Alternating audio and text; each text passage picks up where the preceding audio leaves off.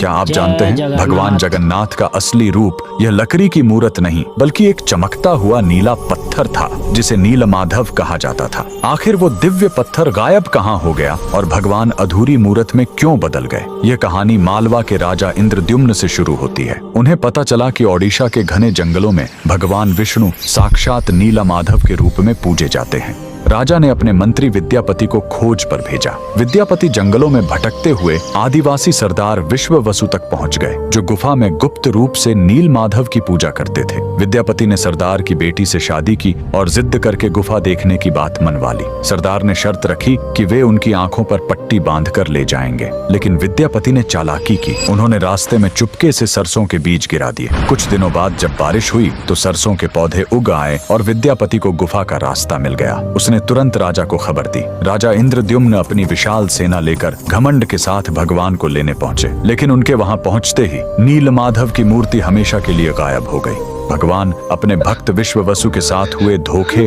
और राजा के घमंड से नाराज थे। राजा ने रोकर माफी मांगी और अन्न जल त्याग दिया। तब आकाशवाणी हुई, मैं अब उस पत्थर के रूप में नहीं मिलूंगा, अब मैं समुद्र तट पर एक लकड़ी के लट्ठे के रूप में आऊंगा। कुछ समय बाद पुरी के समुद्र तट पर एक विशाल अद्भुत लकड़ी का लट्ठा तैरता हुआ आया। राजा समझ गए कि यही भगवान का नया रूप है। उन्होंने तुरंत आदेश दिया कि इस पवित्र लकड़ी से भगवान की मूर्ति बनाई जाए, लेकिन समस्या यह हुई कि वह कोई साधारण लकड़ी नहीं थी। जैसे ही राज्य के बड़े बड़े कारीगर उस पर छेनी हथौड़ा चलाते, उनके औजार ही टूटकर बिखर जाते। उस दिव्य लकड़ी पर खरोंच तक नहीं आ रही थी। तब स्वयं भगवान विश्वकर्मा एक बूढ़े शिल्पकार के रूप में आए। उन्होंने कहा, मैं इससे मूर्ति बनाऊंगा, लेकिन मेरी एक शर्त है, 21 दिनों तक कमरा बंद रहेगा। अगर बीच में दरवाजा खुला तो मैं काम छोड़कर चला जाऊंगा। राजा मान गए। 15 दिनों तक अंदर से छेनी चलने की आवाज आती रही, लेकिन फिर सब एकदम शांत हो गया। रानी गुंडिचा को लगा कि बूढ़ा शिल्पकार शायद अंदर मर गया है।